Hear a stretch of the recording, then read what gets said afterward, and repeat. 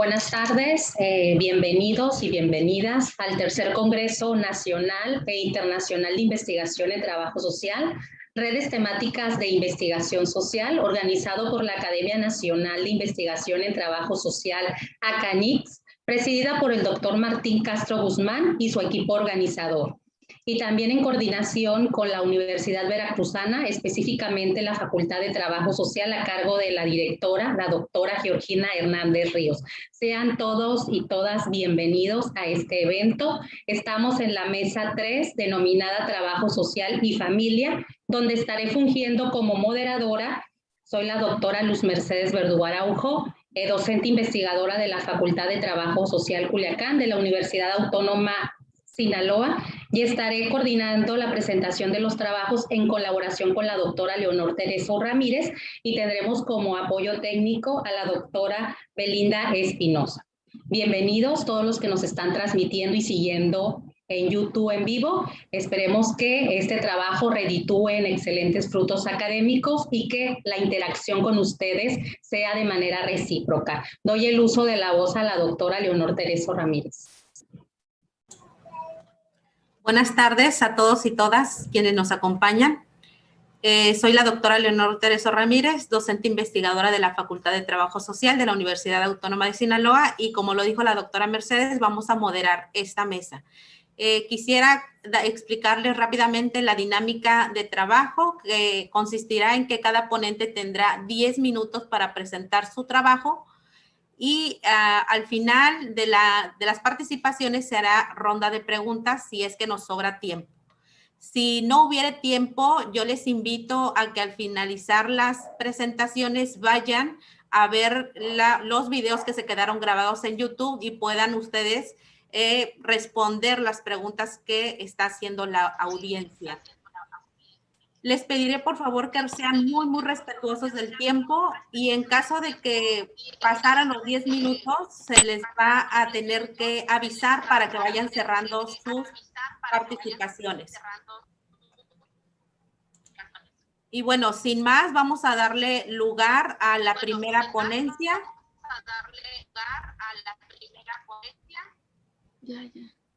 Que se denomina Obesidad Infantil en Niños de 8 a 12 años, consecuencia de una ausencia en educación de hábitos alimenticios, caso Escuela Rafael Arellano Valle. Creo que alguien tiene prendido un micrófono, por favor les encargo.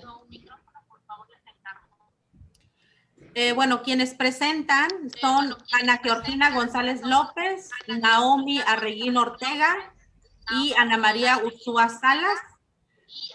Ana y Naomi, estudiantes del séptimo semestre de la licenciatura en Trabajo Social, y Ana María, maestra en Educación Familiar, las tres compañeras de la Universidad Autónoma de Aguascalientes. Y bueno, tienen 10 minutos, pueden proyectar su presentación, por favor.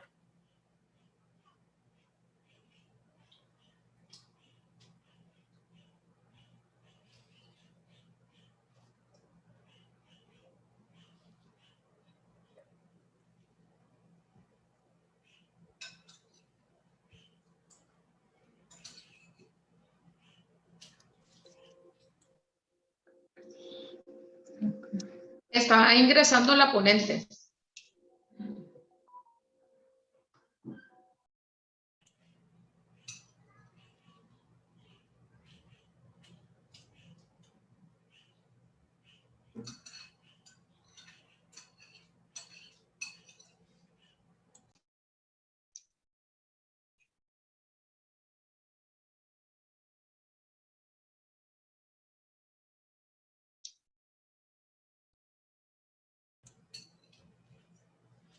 Bien, vamos a esperar un momentito en lo que las ponentes proyectan, por favor. Me dicen que están teniendo problemas técnicos. No sé, Belinda, si nos puedes apoyar para por favor, compartir. Sí, yo puedo compartir pantalla. Lo que pasa es que la ponente ingresa y como que el internet la saca de la sesión. Igual pudiéramos empezar con la ponencia número 2, en lo que ella pueda ingresar a la sala. Muy bien, entonces vamos a darle lugar a la ponencia número 2, que se titula Experiencias del proceso salud-enfermedad y redes de apoyo social de mujeres académicas sobrevivientes del COVID. Es una ponencia elaborada por las doctoras Luz Mercedes Verdugo Araujo, Leonor Tereso Ramírez y Belinda Espinosa Cázares, las tres compañeras de la Universidad Autónoma de Sinaloa. En este caso, la ponente, la doctora Luz Mercedes, tiene como líneas de investigación sistemas de salud, política social, evaluación de programas sociales y empoderamiento comunitario, además de ser miembro nivel C del Sistema Nacional de Investigadores y miembro también de la ACANITS, así como de la Red Nacional de Familia. Adelante, doctora Luz Mercedes, tiene 10 minutos. Buenas tardes, es un honor para mí estar en este evento académico. La tesis y el trabajo de investigación que voy a estar presentando tiene el nombre de Experiencias del proceso de enfermedad y redes de apoyo social de mujeres académicas sobrevivientes de COVID, en colaboración con la doctora Leonor Tereso y Belinda Espinosa. El objetivo de esta investigación fue interpretar las experiencias vividas durante el proceso de enfermedad y las redes de apoyo social de mujeres sobrevivientes de COVID-19 de la Facultad de Trabajo Social de la Universidad Autónoma de Sinaloa. Actualmente estamos atravesando una crisis sanitaria por el COVID-19. Esta crisis pues ha impactado severamente no solamente en la economía global de los países, sino también en la vida económica social de las personas. Sabemos que los gobiernos nacionales, internacionales y locales han hecho un llamado de quedarnos en casa, y esto ha modificado las dinámicas social, laboral, familiar y escolar de muchas personas que nos hemos tenido que adaptar al trabajo a distancia e integrarlo con la convivencia familiar. Este escenario ha mostrado desigualdades sociales existentes, sobre todo las de género, han estado muy marcadas, sobre todo porque esta nueva realidad solo ha hecho que la carga hacia las mujeres se haya incrementado, trayendo estragos en su calidad de vida. Desde este posicionamiento, el COVID-19 ha destacado cómo la tarea de cuidados ha sido culturalmente asumido como una actividad exclusiva de las mujeres. Respecto a esto, en la ONU Mujeres, en un informe que hizo sobre el impacto del COVID-19, relacionado sobre la salud de las mujeres, menciona que esta sobrecarga física, mental y emocional está sobrecargando la vida de las mujeres. Tener que asumir esta responsabilidad y tener también, a su vez, que salvaguardar su propia salud y hacerse cargo del cuidado de los hijos, los miembros del hogar. Esto ha traído también mucho estrés para las mujeres, tanto en lo laboral como también en lo emocional. Asimismo, tras el cierre de las escuelas, las clases han sido a distancia, por lo que las mujeres también han tenido que apoyar a sus hijos e hijas en las actividades académicas a la par de sus propias actividades laborales. Esta situación que estamos contextualizando también se ve latente en lo que es la academia, ya que la cuarentena ha representado también un bloque para que las mujeres podamos desarrollarnos plenamente en la docencia e investigación. Precisamente las mujeres académicas que nos encontramos trabajando desde casa tenemos menos tiempo para desarrollar nuestras actividades docentes y de investigación. Revisión de trabajos, desarrollo de planeaciones, preparación de clases, desarrollo también de investigaciones, conciliando todo esto con nuestras actividades domésticas, tarea de cuidados y las clases virtuales de nuestros hijos e hijas. Este panorama que estamos viviendo se agudiza sobre todo cuando somos nosotras las que nos enfermamos, ya que al estar convalecientes, pues no podemos realizar todas las actividades que estamos acostumbradas a realizar de manera tradicional, lo que provoca en nosotras un desgaste y agotamiento emocional. Desde esta mirada, las mujeres, pues culturalmente, somos las cuidadoras ante las enfermedades de algún integrante de la familia. Ante esto, Freddy Mendoza señala que a veces las mujeres cuando enfermamos pasamos una fase de postergación, subordinándonos constantemente nuestra propia salud al bienestar de los demás. Las mujeres gastamos los alientos, dice, en los otros, dando su vitalidad a los otros del grupo doméstico y así están dando en el proceso nuestra propia salud, ¿no?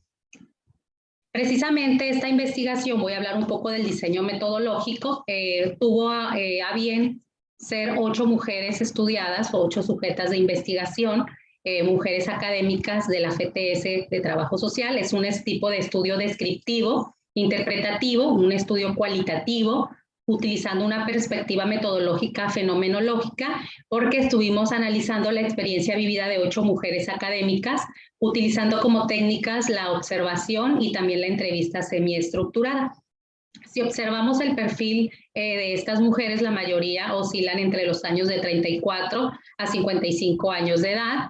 La mayoría tiene una antigüedad va desde los 5 años hasta los 28 años, algunas ya están en edad de jubilación, la mayoría tiene un posgrado, ya sea un posgrado en trabajo social, en educación o en hipnoterapia, ¿no? También en la cuestión de la psicoterapia humana, ¿no? Todas sobre todo la vertiente psicológica. Fue un estudio intencional. Aquí vamos a ver un poco de los resultados que obtuvimos, principalmente en la categoría de proceso de atención de enfermedad. Las mujeres, al conocer que tenían COVID, en sus relatos señala que experimentaron sentimientos de culpabilidad, angustia, preocupación, por el hecho de que posiblemente contagiaron a sus familiares como padres de mayor edad, sus hijos e hijas, parejas, e incluso tenían miedo de la reacción de su familia al enterarse de que estaban contagiadas. Dice, no deseábamos preocuparlos. Aquí pueden ver en esta tabla que se está proyectando, por ejemplo, algunas de las categorías y algunos de los fragmentos de las experiencias. Por ejemplo, les voy a leer una nada más.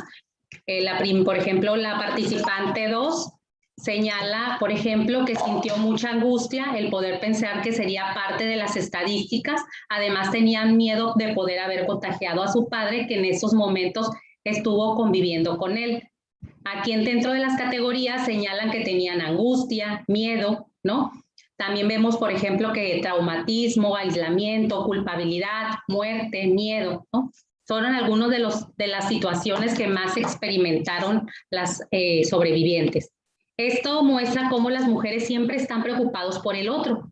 Esto también se muestra con Jofre Mendoza, quien señala que cualquier mujer que cuida a otros, el decidir sobre su propia salud y los cuidados que ellas mismas necesitan es difícil. Sobre todo su propia salud y los cuidados que ellas mismas necesitan. Sobre todo si su saber, su hacer y su papel están siempre pues enfocados hacia los demás. Entonces es importante que desde nosotros como mujer tengamos también esa conciencia también para ser sujetos de nuestro propio cuidado, porque a veces en esa situación siempre estamos postergando nuestra propia salud. Esto muestra incluso cuando nosotros enfermamos, pensamos siempre en el bienestar del otro, lo que pone de manifiesto la necesidad latente de lo que es el autocuidado. Por otra parte, también en las expresiones de las mujeres académicas, pudimos ver cómo comentan que en este proceso de enfermedad fue costoso, fue largo, pero sin embargo ellas siguieron conciliando sus diversas actividades. Ellas querían siempre mantenerse ocupadas para no pensar en la enfermedad. Y podemos ver, por ejemplo, algunas expresiones. Por ejemplo, la de la participante 3 nos señala, fueron 2 meses lo que duré contagiada, la enfermedad me pegó fuerte, terminé con caída de pelo, articulaciones, cabeza, y estos no cesaron en 6 meses. Sin embargo, dice, decidí seguir trabajando y buscando adaptarme al trabajo en línea, pues tengo 2 trabajos, la docencia y aparte trabaja en una institución. Entonces, esto nos muestra también cómo las mujeres decidieron seguir realizando sus actividades para no pensar en el padecimiento. Badger y Folbre también señalan que el aprendizaje social de que las mujeres todo lo pueden, que ellas mismas se asumen como supermujeres y se vuelven muchas veces rehenes de su propia actividad y actuando así por definición por motivos intrínsecos que les impiden denegar la atención que prestan. En esta dimensión se visualiza la creencia de que no está permitido el descanso, es necesario seguir trabajando. Entonces ahí vamos viendo varias aristas. En cuanto a las redes de apoyo social, Ávila Toscano nos menciona que estas redes de apoyo pues también son denominadas entregas sociales, al señalar que a partir de la interacción recíproca establecida entre las personas se instaura un entramado de entregas sociales representado en los favores ofrecidos como medio de expresión del apoyo que surte sus efectos tanto en lo afectivo como en lo económico. Algunas de las participantes en este estudio señalaron que sus madres, sus amigas, sus compañeras de trabajo fueron esa red de apoyo. Entonces, entre mujeres establecemos estos mecanismos de solidaridad y sororidad ante la enfermedad.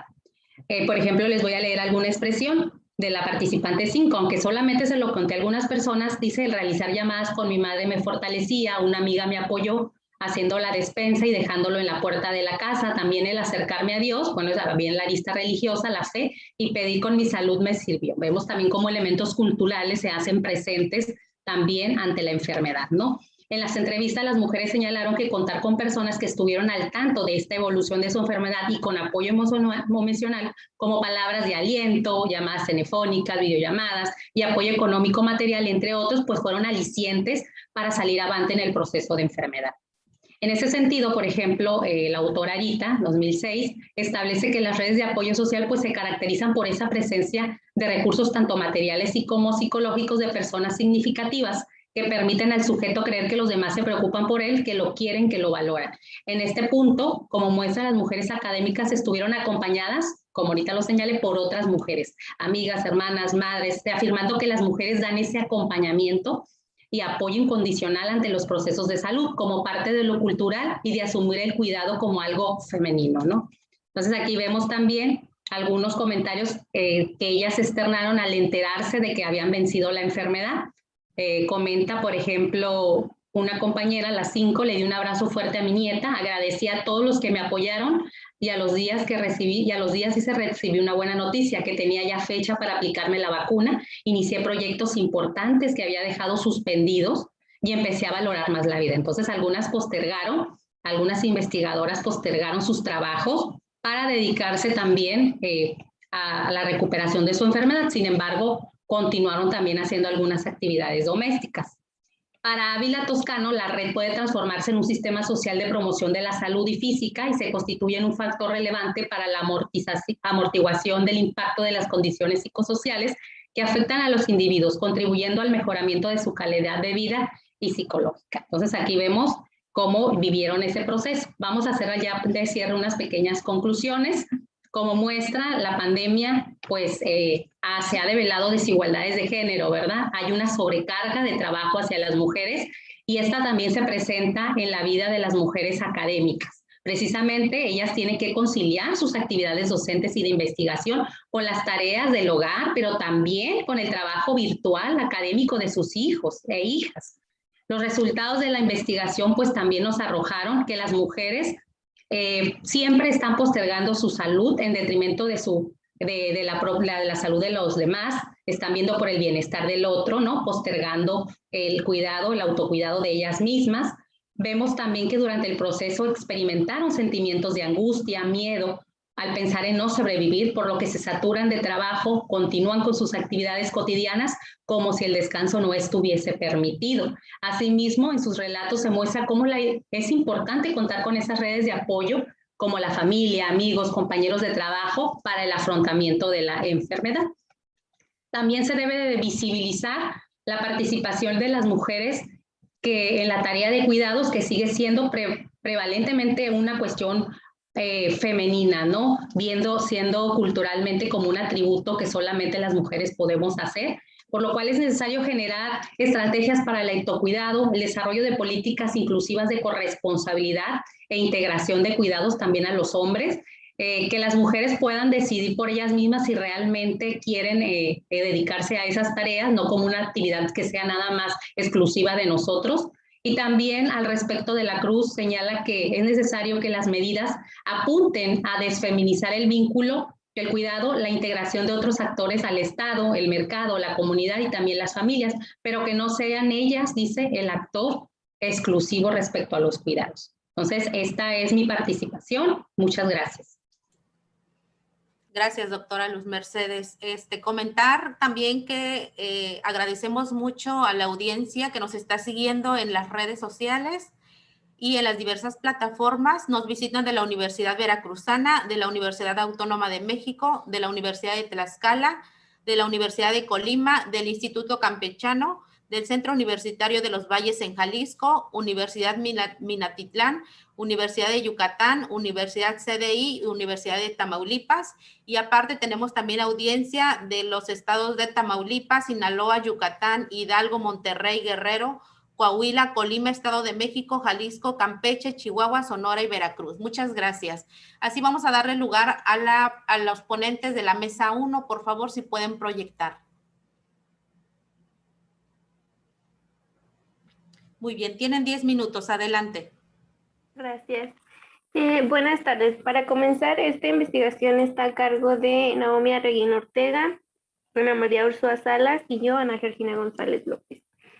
Seguimos a la siguiente diapositiva, por favor. Ujú. Como planteamiento del problema, se decidió investigar este tema debido a que pues es una realidad en la mayoría de los países del mundo y pues los datos estadísticos que encontramos a lo largo pues son alarmantes, ya que los niños tienen problemas de alimentación desde muy corta edad y pues aún están a tiempo de tener una vida saludable. Para esto pues deben de ser orientados por algún experto de este tema.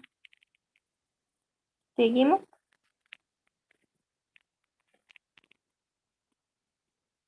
Siguiente diapositiva, por favor. Como gran pregunta de nuestra investigación, buscamos saber cuáles son las acciones que están llevando a cabo las familias para educar a sus hijos en hábitos alimenticios. Y nuestro objetivo general es analizar qué acciones están implementando los padres para educar en estos hábitos a sus hijos. De esto se desglosan los objetivos particulares que se encuentran en la siguiente diapositiva. Los primeros se centran en conocer hábitos alimenticios, consumos de comidas chatarras, horarios de comidas e información que los padres tienen sobre obesidad. También identificar estos tipos de consumo, causas y consecuencias de la obesidad y las acciones que los padres tienen en cuanto a la alimentación de sus hijos.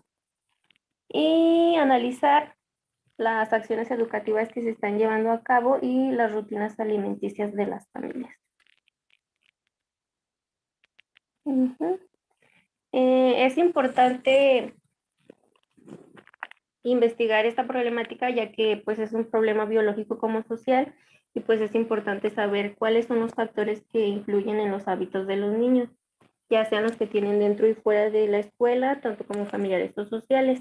Pues a futuro se podría disminuir la incidencia de esta enfermedad en la población infantil y pues a futuro se podrían evitar casos de enfermedades como la diabetes, la hipertensión y todas estas que surgen de la obesidad o el sobrepeso. Estadísticamente hablando, se calcula que en el 2016 más de 41 millones de niños en todo el mundo tenían sobrepeso o eran obesos. Entonces, pues esto trae consecuencias, como podría ser que debido a que los niños no reciben una buena alimentación, pues igualmente no reciben los nutrientes necesarios y pues tengan como resultado de sus malos hábitos un bajo rendimiento escolar. Una de las soluciones que se plantea pues es mejorar estos hábitos mediante la obtención de mayor información para padres de familia sobre educación. La principal causa que se encontró es que el sedentarismo es la principal causa y ocasiona pues la obesidad y el sobrepeso. Una vez planteado el planteamiento del problema, se llega al marco teórico. Está en la siguiente diapositiva. Y en este encontramos los 4 conceptos básicos utilizados a lo largo de la investigación. ¿Otra más? El primero es la obesidad, que según la Organización Mundial de la Salud en el 2010 mencionaba que es una acumulación anormal o excesiva de grasa y puede ser perjudicial para la salud.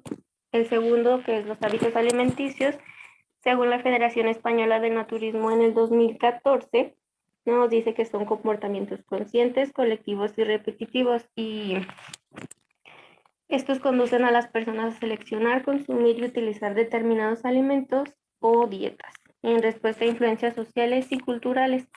Y el proceso de esta adquisición de hábitos alimenticios comienza desde la familia, lo que nos lleva al tercer concepto básico, en el cual Benemedia en el 2019 menciona como un conjunto de personas unidas por vínculos de matrimonio, parentesco o adopción, y es considerada como una comunidad natural y universal con bases afectivas y formativa en el individuo en la importancia social. Por último, en la educación, Julián Pérez, dice que es muy importante para los niños para que su formación no se limite y adquiera conocimientos a lo largo de su vida, para que se prepare y tenga las herramientas para defenderse en un futuro y pueda desarrollarse óptimamente. En la siguiente diapositiva se muestran algunos estudios previos que se consultaron.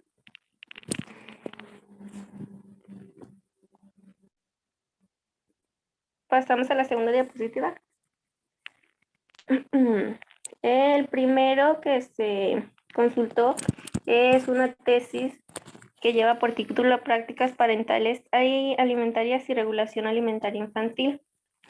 En esta tesis, la conclusión es que la alimentación es una necesidad básica para vivir y por ello la conducta alimentaria está presente desde el nacimiento y durante toda la vida. Inicialmente, pues se desprende de otros que faciliten la obtención de la ingesta de alimentos y pues generalmente suele ser de los padres o de los cuidadores quienes se hace cargo de esto. Después, nos apoyamos en la teoría de sistemas, la cual apoya bastante en los procesos por los que pasan las familias, ya sean de varias tipologías de problemas y familiares, además de que nos ayudan a diferenciar los tipos de crisis, estructuras y otras tipologías como lo son la socialización, las guías alimentarias y las formas de unión. Pasamos a la segunda, por favor. En cuanto a los métodos y materiales que nosotros empleamos son de enfoque cuantitativo. En la siguiente diapositiva se muestra que nos basamos en 2 instrumentos. Y avanzamos, por favor.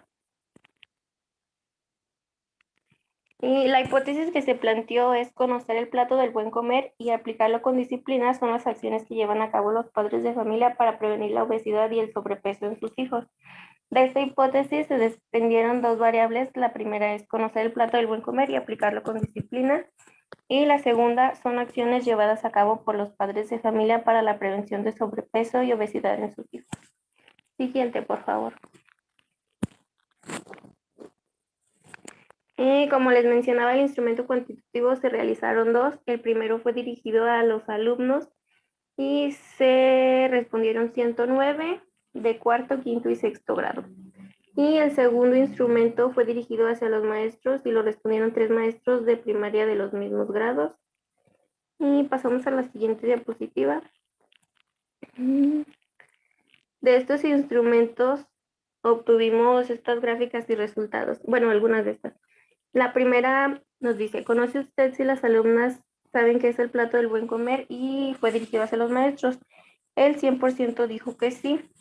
La segunda fue dirigida hacia los alumnos y se les preguntó si en su escuela se les mencionaba el plato del buen comer. El 13.76% respondió que no y el 86.24% dijo que sí. Esto nos habla de que sí hay una información por parte de la escuela hacia los niños sobre algo de la alimentación. En la tercera gráfica, la pregunta fue si sus padres les mencionan el plato de buen comer, en el cual el 28.44% dijo que no y el 71.56% respondió que sí. En esta gráfica vemos que también hay un intercambio de información, aunque es un poco más baja que en la escuela, pero sí se encuentra presente. Pasamos a la siguiente diapositiva y se muestran otras gráficas. La primera nos habla de la frecuencia con la que consumen frutas y verduras a la semana.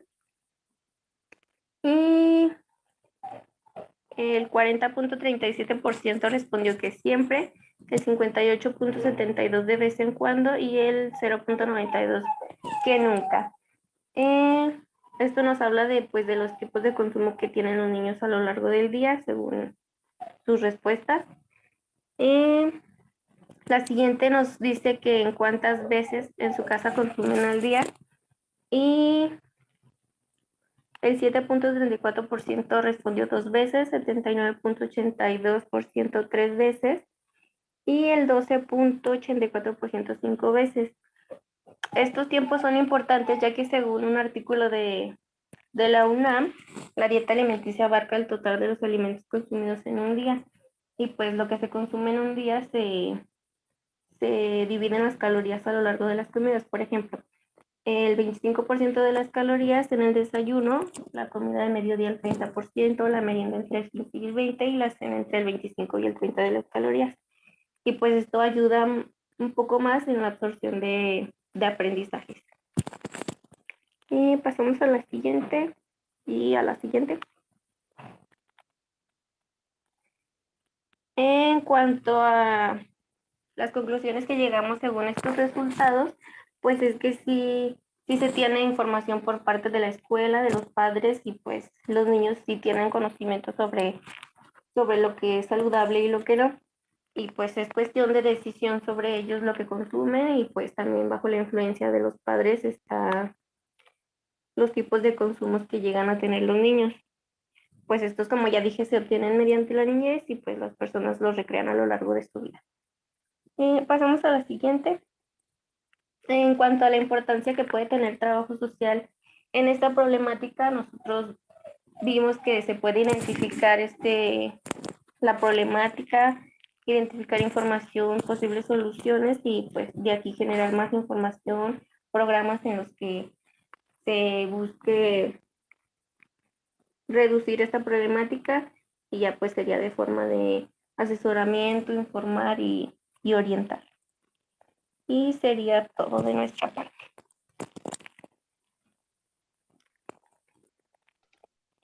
Muchas gracias por ajustarse a los tiempos. También le damos un saludo a las diferentes universidades que nos están siguiendo. También nos están visitando desde San Luis Potosí, Durango, Aguascalientes. Les enviamos un saludo cordial. Gracias por estarnos enlazando. Continuamos con la presentación de los trabajos. Ahora presentamos la ponencia número 3 con un trabajo titulado Dificultades familiares en Zacatelco, Tlaxcala, para educar durante la pandemia por COVID-19. Un trabajo a cargo de las doctoras Milen Aragón Domínguez y María Elizabeth Alejandrina Domínguez Ángel, ambas de la Universidad de Tlaxcala. La doctora Milen Aragón es doctora en Economía Política del Desarrollo. Sus líneas son género, sustentabilidad y comunidad. Por otra parte, la doctora María Elizabeth Alejandrina Domínguez es doctora en Ciencias Humanas en el área de estudios de las tradiciones. Sus líneas de investigación son problemas sociales e identidad de la comunidad.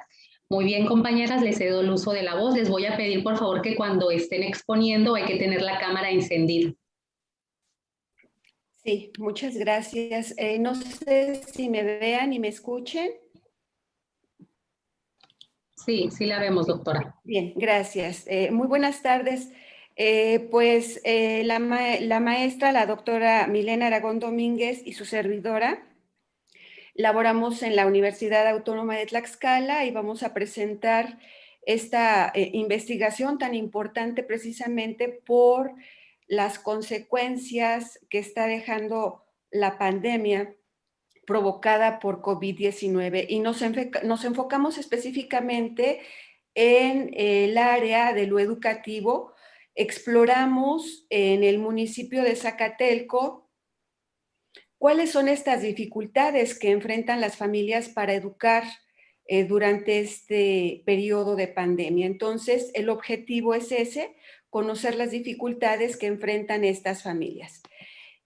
¿Cuál es la metodología que nosotros utilizamos? Empleamos una metodología cualitativa comprensiva a través de una entrevista electrónica estructurada.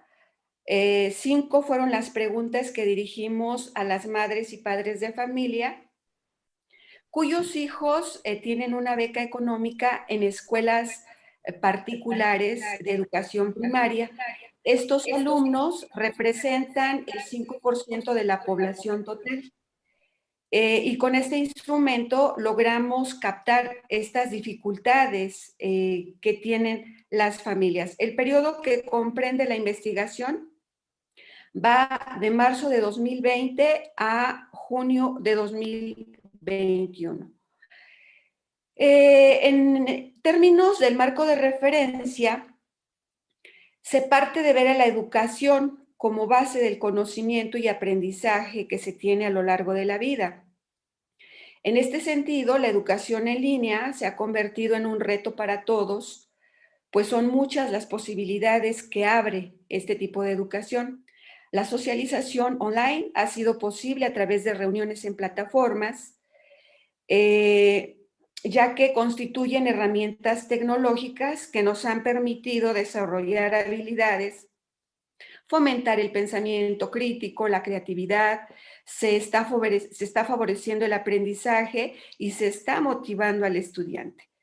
Para que esto sea posible, Vázquez nos ha dicho que considera fundamental la retroalimentación constante, ya que con Internet y redes sociales solo se llega a una parte de la población quedando desprotegida la mayor parte de la población mexicana.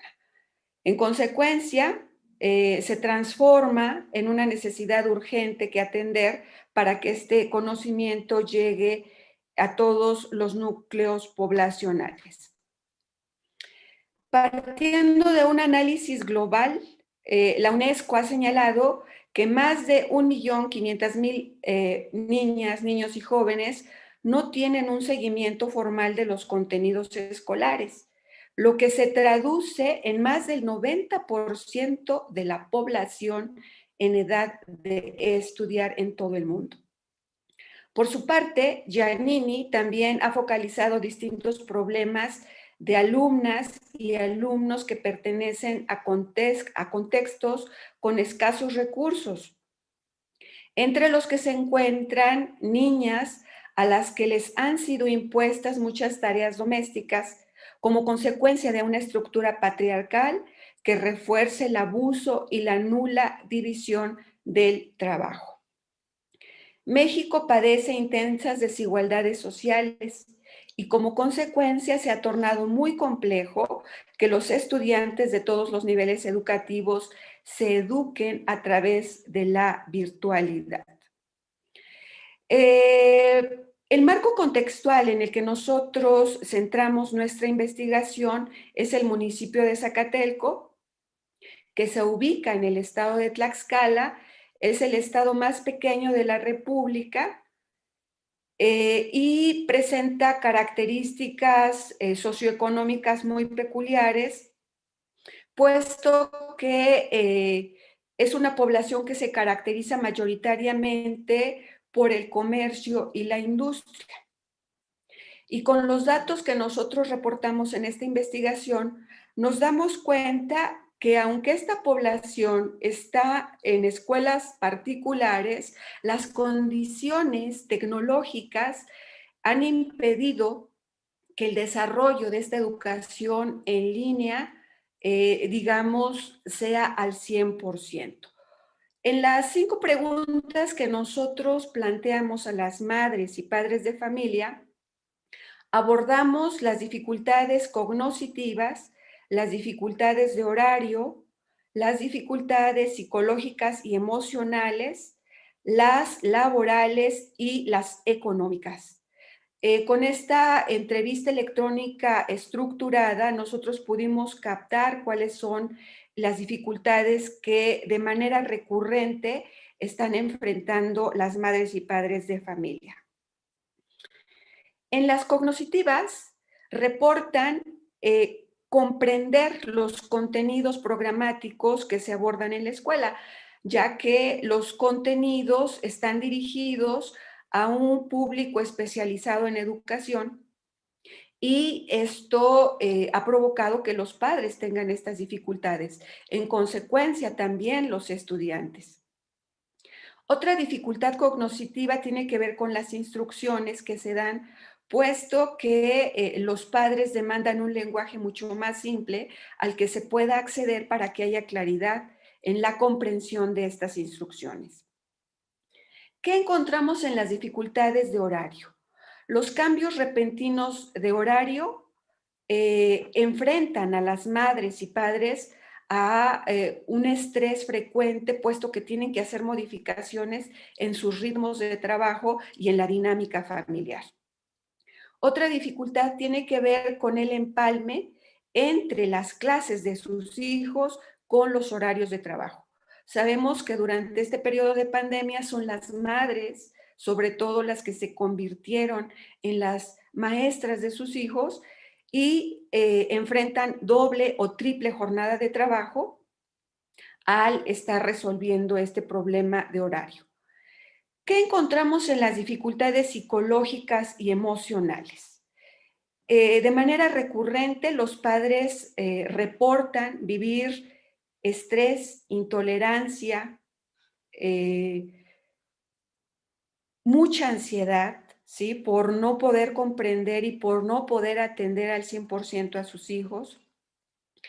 En las dificultades laborales, muchas madres han tenido que dejar de trabajar para poder atender a sus hijos e hijas, Otras madres salen antes del horario que marca su trabajo para poder atenderles. Y en las dificultades económicas, muchas familias no tenían el servicio de Internet, tuvieron que contratarlo. Algunas familias tuvieron que contratar el equipo de cómputo para poder darle continuidad a las clases en línea. Otras dificultades que enfrentan en términos de lo cognitivo las madres y padres tiene que ver precisamente con este lenguaje al que hacía referencia hace un momento, puesto que aunque tienen pláticas con las docentes, puesto que las sesiones son en línea, las instrucciones quedan en la plataforma y los niños, que muchas de las ocasiones están solos, pues tienen esta dificultad de comprender el lenguaje que se da, que se marca en la plataforma. Otra de las dificultades emocionales que se da de manera recurrente es frustración por no poder dedicar tiempo y esfuerzo suficiente para apoyar a sus hijos. Además, hay desgaste para trabajar con el formato virtual y hay falta de concentración. Lo que se ha percibido es que los niños acceden a muchas plataformas, a juegos, y mientras están en línea, hay una descolocación y falta de concentración, puesto que la atención está puesta en múltiples plataformas. Este es uno de los aspectos que tanto las maestras como las madres y padres de familia deben trabajar en lo futuro, esta descolocación, esta falta de focalización. En las dificultades de horario, también reparten su tiempo para trabajar en casa, atender a sus hijas e hijos y salir a trabajar. Entonces, ya no solo son 2 jornadas de trabajo las que las madres sobre todo enfrentan, sino triples o cuádruples jornadas de trabajo. En las dificultades económicas, darle mantenimiento al equipo de cómputo. Hay mayor consumo de energía eléctrica y han enfrentado gastos para acondicionar espacios en casa. Esto que antes era una sala comedor, una habitación, ahora ha tenido que convertirse en los salones para atender a cada uno de los chicos y comprar equipo para cada uno de sus hijos. De las 5 categorías que nosotros revisamos, las que reportan mayor número e intensidad son las emocionales y psicológicas. Hay mucho estrés, hay desesperación por tener tanta carga de trabajo, tantas responsabilidades, hay cansancio acumulado, hay hartazgo, por supuesto, impotencia, apatía y aburrimiento. Esto se observa tanto en estudiantes como en las madres de familia sobre todo. Así llegamos a los resultados. En las dificultades de conocimiento se encuentran las de comprender los contenidos programáticos que se abordan en la escuela, así como las instrucciones que se dan a las y los estudiantes, ya que se maneja un lenguaje dirigido a profesionales de la educación. En las dificultades de horario, las familias señalan los cambios repentinos de horario y el empalme entre los horarios de las clases en línea y el horario de trabajo.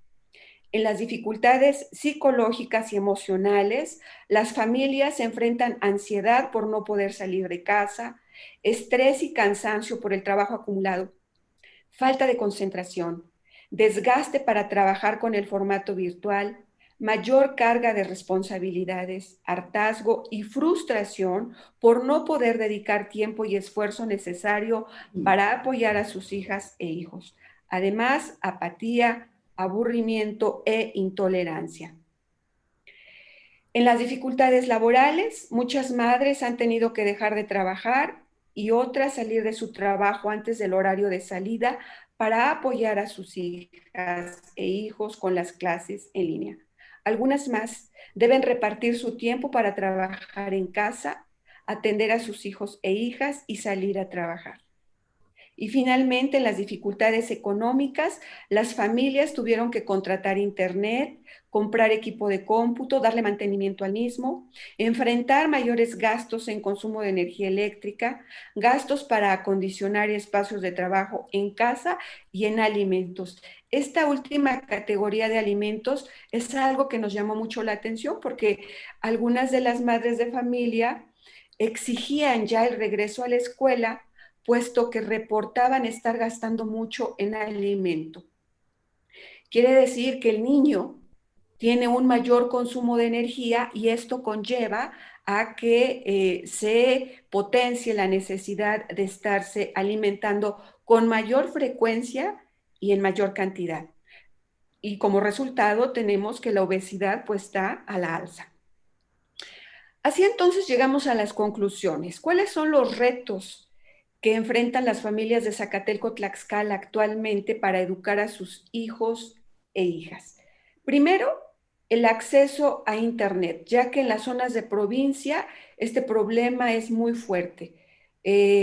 Nosotros hicimos la exploración con estudiantes de escuela primaria, pero es un problema que se reporta en todos los niveles.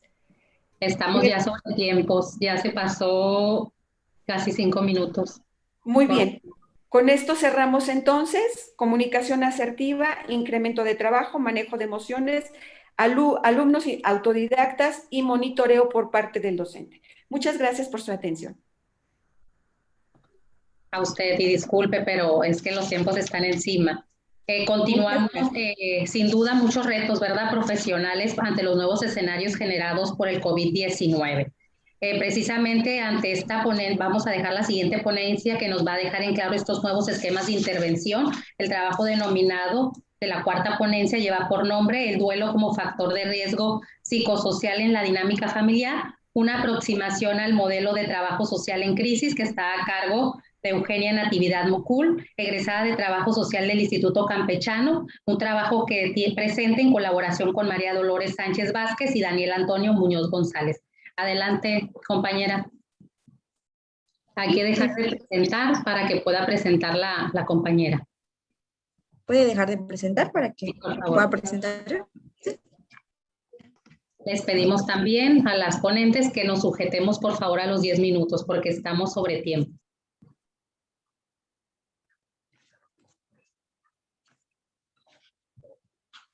¿Me pueden confirmar si se puede ver la presentación? Sí, ya se mira. Adelante, Eugenia.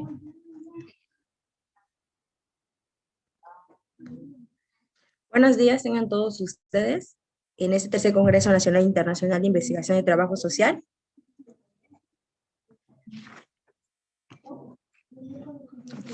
Donde el Instituto Campechano tiene la oportunidad de participar. Es por ello que las egresadas de Trabajo Social María Dolores Sánchez Vázquez y Eugenia Natividad Mocul, su servidora, bajo la asesoría del doctor Daniel Antonio Muñoz González, presentan a través de esta ponencia la investigación denominada el duelo como factor de riesgo psicosocial en la crisis. Aquí se presenta la estructura que se va a poder abordar durante la presentación. En esta investigación se enfatizó los términos duelo, familia, trabajo social, dinámica familiar, riesgo psicosocial y trabajo social. El duelo, una aproximación conceptual, clasificación, etapas. El duelo es un proceso que tiene una dimensión individual, dado que cada persona, de acuerdo a su historia, vivencias y expectativas, piensa, siente y experimenta esta realidad de una manera diferente y única. Pero antes de acontecer el duelo, en primera instancia debe haber existido una pérdida. La pérdida se da cuando existe la carencia o la privación de algo que se poseía, y esto inevitablemente causa en el ser humano un dolor, un sufrimiento y una aflicción. Y esto da lugar al duelo. Es importante identificar el tipo de duelo que se está abordando, ya que a través de ello se va a poder plantear el apoyo y acompañamiento que va a recibir el paciente. Entre ellos es relevante conocer las fases del duelo, ya que el paciente tiene que pasar por cada una de ellas para poder lograr determinar su estado de encuentro de una situación normal a una situación de equilibrio y bienestar. La familia, retos y realidades dentro del proceso de duelo. Sabemos que la familia es un núcleo vital para el ser humano, donde a través de ella el individuo se desarrolla y puede ser parte de esta sociedad.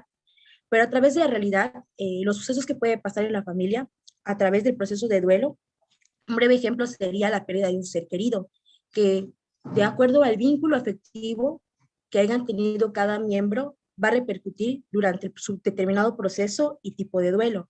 Aquí nos menciona las fases del proceso de duelo: el shock, el miedo, negación y depresión, agresión y reintegración. El rol de trabajador social en el abordaje del duelo de la dinámica familiar. El trabajador social es un profesional requerido en las diferentes áreas. Esto es debido a los diferentes roles y funciones que desempeñan. Sin embargo, a través de su intervención a nivel familiar, debido al abordaje de las diferentes problemáticas que estén afectando a la familia. En ese sentido, la función del trabajador social va a ser como apoyo, orientador y acompañante a la familia o a los miembros de la familia o individuo para poder llevar su proceso de duelo. Es importante conocer del estudio interdisciplinario y de la investigación que permite que el trabajador social pueda estudiar otros campos desde su marco metodológico. Por lo que a través del modelo de intervención en crisis, donde el trabajador social puede emplear sus estrategias, técnicas e instrumentos. El modelo de intervención de crisis tiene como objetivo apoyar a las personas que enfrentan problemas o dificultades cuya solución sobrepasa sus capacidades o recursos actuales. La actitud del trabajador social dentro del modelo de intervención de crisis tiene que ser activa, decidida y entregada, por lo que destaca que la intervención debe ser inmediata, en un periodo de 1 a 6 semanas donde el paciente se encuentra en la disposición de recibir algún tipo de apoyo. Debe ser breve, a máximo de 1 a 6 sesiones. Asimismo, debe ser especialmente centrada y organizada, es decir, clara, que el paciente pueda transcurrir de una manera adecuada. Requiere del establecimiento de contactos más frecuentes de diversa duración, requiere de un mayor trabajo y asesoramiento e intervención de otros problemas. También se distinguen las fases de crisis de las cuales puede abordar este modelo de intervención. La primera es el impacto, la cual transcurre después las habilidades tradicionales, habilidades de emergencia, habilidades drásticas de la solución de problemas, aparición de trastornos emocionales. Esto va a ser cuando no se ha resuelto el problema de las fases anteriores.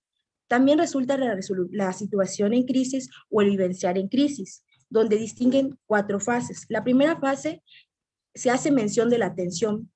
En la segunda fase existe un mayor grado de tensión que la primera fase, y ahí la personalidad de la persona empieza a tener un fallo y un desequilibrio. La tercera fase se menciona que es mucho mayor la tensión de la primera y segunda fase.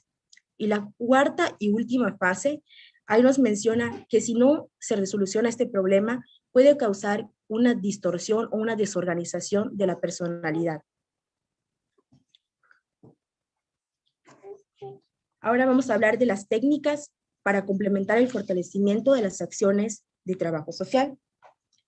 Las técnicas de trabajo social son un modo o medio intangible que permite al trabajador social desarrollarse desde su profesión.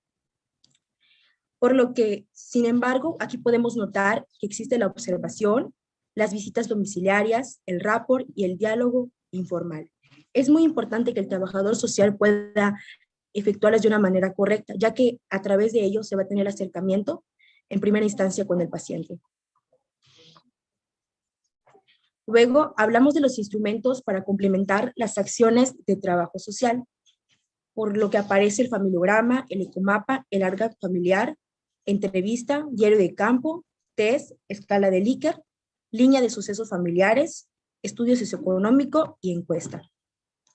Es preciso definir, conocer cada uno de estos instrumentos, porque cada uno va a aportar para poder tener un próximo o tentativo diagnóstico de la situación en que se encuentra el paciente, ya que el empleo que efectúa el profesional va a poder impactar en un futuro plan de acción inmediato, a poder tener un acompañamiento, una escucha activa para el paciente.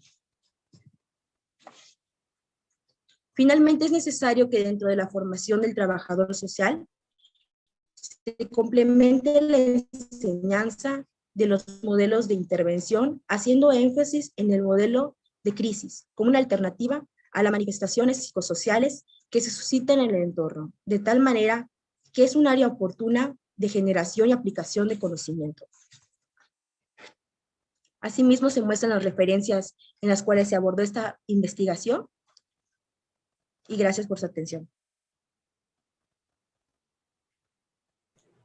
Muchas gracias, Eugenia, por ser muy respetuosa del tiempo. Y bueno, vamos a darle lugar a la ponencia número 5, que es la que sigue, que se denomina Desigualdad Social, Violencia y Bienestar Social en el marco de la pandemia y el COVID-19 en las familias mayas de Yucatán. Esta ponencia fue elaborada por el doctor Martín Castro Guzmán, el doctor Josué Méndez Cano e Isabel Alejandra Loesa Vera. El maestro Martín Castro, que en este caso es el que presenta, pues es licenciado y maestro en Trabajo Social, doctor en Ciencias Políticas y Sociales por la UNAM, y entre los temas que trabaja están cultura de participación y construcción de ciudadanía, política social y pueblos indígenas, desarrollo social y calidad de vida, entre otros muchísimos más. Y aparte es miembro nivel 2 del Sistema Nacional de Investigadores y es el presidente de la CANITS. Doctor Martín, tiene 10 minutos. Adelante, por favor. Sí, muchas gracias. Bueno, el tema ya lo tienen. Tiene que ver con la cuestión de la desigualdad social, violencia y bienestar social, ¿no? La investigación la estamos planteando para trabajar en las comunidades mayas, ¿no? De Yucatán, en 4 de los municipios de Yucatán, con mayor presencia indígena y también igual grupos, más bien comunidades muy vulnerables, ¿no? Con un grado de pobreza crítico, ¿no? Bueno, en el marco de lo que es la crisis sanitaria que vive el mundo por el COVID-19, la Organización de las Naciones Unidas, en uno de sus comunicados, señala que los niveles de pobreza, la informalidad y lo que es la desprotección de algunos puestos de trabajo dificultan lo que es la contención y el impacto del coronavirus, ¿no? Entonces, estamos hablando que lo que es este problema de salud pública, es un problema que no solamente está en las ciudades, sino también igual está en las zonas rurales y sobre todo en lo que son las comunidades indígenas. Situación que se ve agravada por las carencias y dificultades que enfrentan los estados en sus sistemas de salud. Lo anterior se debe a una política neoliberal, a pesar de que lo que es el gobierno a nivel federal, ¿no? Plantea lo que es un estado de bienestar. Creo yo que aún existe lo que es el neoliberalismo en México, ¿no? Y bueno, y las reformas que se han aplicado conforme a las recomendaciones de los organismos internacionales, sobre todo el Banco Mundial y del Fondo Monetario Internacional, que ponen de manifiesto en casi la totalidad de los países la ausencia de infraestructura, equipamiento y personal especializado de salud para atender el problema del COVID-19. A pesar de que ya estamos en la tercera ola, todavía seguimos enfrentando problemas de infraestructura y seguimos enfrentando problemas también de equipamiento y problemas también igual de profesionistas especializados en el tema de lo que es la salud, ¿no? Sobre todo cuando la mayor parte de la infraestructura se centra en lo que son las ciudades y en lo que son las comunidades rurales y las comunidades indígenas, pues bueno, se enfrenta aún el problema de, pues bueno, de lo que es esta falta de infraestructura y equipamiento especializado para atender el problema de la salud, sobre todo lo que es la pandemia y el COVID en lo que son las comunidades indígenas mayas de Yucatán. Bajo esta perspectiva, el secretario general de las Naciones Unidas plantea, ¿no?, que la actual crisis sanitaria del COVID-19 tendrá como efecto una crisis económica y social de grandes dimensiones que afectará en gran medida los derechos humanos de más del 80% de lo que es la población. Cuando hablamos de derechos humanos, pues bueno, no solamente tiene que ver los elementos de ciudadanía o de democracia, sino más bien tiene que ver en relación a lo que son las necesidades básicas que tiene lo que es la población, ¿no? Sobre todo en alimentación, el problema de salud, el problema pues también igual de educación que se ha estado señalando durante esta mesa de trabajo, ¿no? Para el caso de América Latina, la CEPAL, en su informe especializado América Latina y el Caribe ante la pandemia del COVID-19, realiza un análisis económico y social de la evolución y efectos de la pandemia del COVID, delimitando su análisis en lo que son las desigualdades. Sabemos que cuando hablamos de desigualdad, pues tiene que ver lo que es esta brecha que existe entre lo que son los pobres y lo que son los ricos, ¿no? Cada vez hay más pobres a pesar de las políticas del estado de bienestar y pues bueno, también igual como parte de lo que son las políticas neoliberales que se han aplicado en México, ¿no? Y entonces lo que es el COVID o lo que es la pandemia, pues bueno, hacen como más visible, ¿no? Lo que es esta desigualdad, no solamente económica, sino social, cultural, que existe en lo que es la población, ¿no? Belzer del 2020 señala que la pandemia del coronavirus ha puesto de manifiesto la realidad que enfrentan muchos de los ciudadanos, sobre todo en los estratos más pobres, ¿no? O pone de manifiesto crudamente lo que es la desigualdad social que está presente, ¿no? Sobre todo cuando hablamos de aislamiento social, abrió la brecha entre lo que son las clases sociales también igual, ¿no? Bueno, de esta forma surgen cuestionamientos sobre el quehacer de situaciones de desempleo generalizado ante la precariedad laboral. Se comprende que, como lo señala la CEPAL en el 2020, que los efectos de la pandemia sobre el Producto Interno Bruto de los países será diferente, sin embargo, se presenta una constante, la pérdida de la reducción de ingreso que se traduce en aumento de pobreza, ¿no? La desigualdad es una situación permanente que marca y enfrenta a la sociedad mexicana, mucho más cuando se presentan crisis económicas y de salud.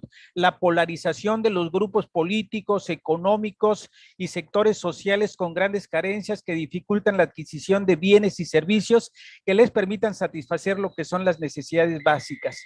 México forma parte del 25% de los países con mayores niveles de desigualdad. Las 10 personas más ricas de México concentran la misma riqueza que el 50% de los más pobres. Bueno, y aquí el tema de la violencia como parte de lo que es el aislamiento, el confinamiento de lo que es la población, pues bueno, se genera el problema de la violencia, ¿no?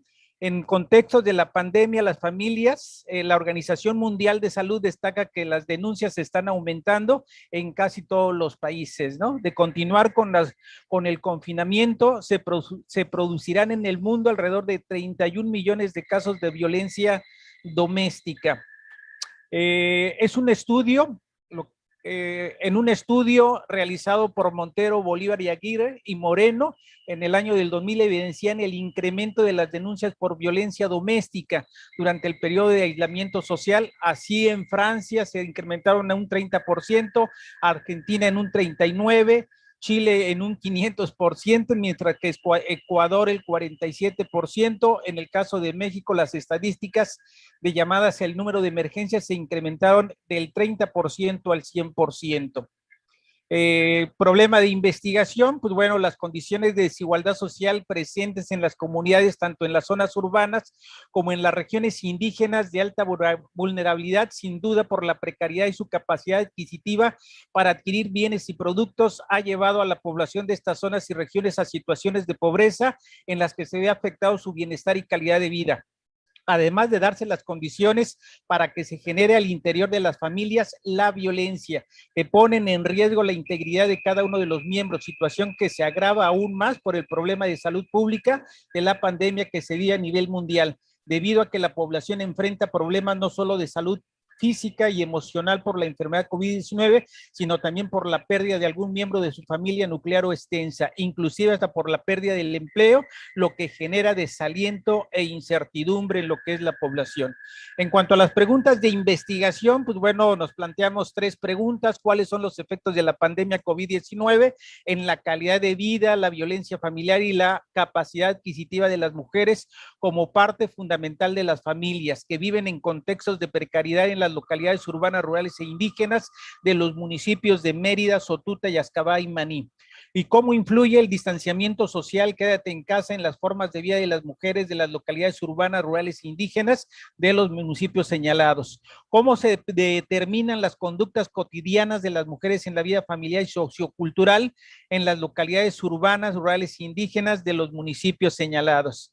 En cuanto al objetivo de investigación, es analizar desde lo que es la interrelación, investigación, intervención, la desigualdad social de las mujeres en situación de crisis, sociedad, naturaleza, en el contexto de la pandemia COVID-19, así como sus repercusiones en la calidad de vida y la violencia familiar en contextos de precariedad y capacidad adquisitiva en las localidades urbanas, rurales e indígenas de los municipios de Mérida, Sotuta, Yazcabay y Maní, mediante el desarrollo de estrategias de acercamiento con la población con un enfoque mixto que facilite lo que es la producción de información sobre el problema de estudio, con la finalidad de construir un diagnóstico y una propuesta de intervención que fortalezca los valores familiares y socioculturales en las comunidades urbanas, rurales e indígenas de Yucatán. Bueno, hay objetivos de investigación específicos que tiene que ver con conocer los efectos de la pandemia, ¿no? En la calidad de vida, la violencia familiar y la capacidad adquisitiva de las mujeres. Caracterizar el proceso metodológico aplicado por las autoridades sanitarias en el distanciamiento social, quédate en casa, en las formas de vida de las mujeres, de las familias urbanas, rurales e indígenas, e identificar las conductas cotidianas de las mujeres en la vida familiar y sociocultural de las comunidades urbanas, rurales e indígenas ante lo que es la pandemia. En cuanto a lo que es la parte del diseño metodológico, la metodología que vamos a aplicar, tiene que ver con un diseño de investigación mixto, con un enfoque cuantitativo y cualitativo. En el cuantitativo se aplicará una encuesta y en el cualitativo, pues bueno, se hará a través de lo que son los informantes claves, entrevistas a profundidad y observación participante. Bueno, muchísimas gracias. La investigación está todavía en un plano de que bueno, ya fue aceptada por lo que es el Comité de Ética e Investigación de la Facultad de Enfermería. Aquí es importante señalarlo porque son proyectos que, pues bueno, son financiados por lo que es la Universidad Autónoma de Yucatán y está, pues bueno, en la etapa preparativa. Muchísimas gracias. Muchas gracias, doctor Martín. Gracias por ajustarse también a los tiempos. Sabemos que 10 minutos son muy poco para profundizar un poco en los diferentes temas, pero bueno, por eso invitamos a nuestra audiencia que por favor nos hagan llegar sus preguntas. Las vamos a estar esperando. Y bueno, vamos a pasar a la ponencia número 6, que se denomina el impacto social del desempeño en las familias de los estudiantes universitarios. Nuestra ponente es Lisette Durán Rayo, del 7º semestre de Trabajo Social de la Universidad Veracruzana. Y bueno, el trabajo lo realizó en conjunto con su compañera Elvia Berenice Pérez Alfonseca. Adelante, Lisette, tienes 10 minutos, por favor. Muy buenas tardes. ¿Sí pueden ver mis diapositivas? Sí, ya está. Ok, bueno, muy buenas tardes. Espero que se encuentren muy bien. Es de mi agrado estar con ustedes. Mi compañera de proyecto es Elvia Berenice Pérez Alfonseca y nuestro proyecto es el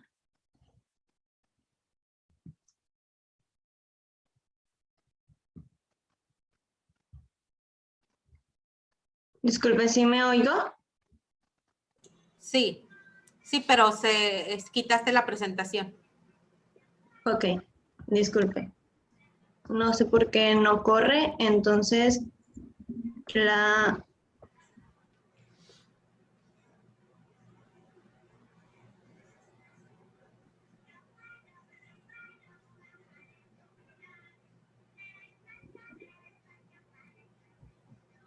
¿ahí lo pueden ver?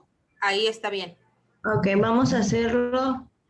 Ok, una disculpa. Nuestro tema es el impacto social del desempleo en las familias de los estudiantes universitarios. Como sabemos, la pandemia ha causado sin fin de estragos consigo. Uno de ellos es que aumentó el desempleo junto con ella. Entonces,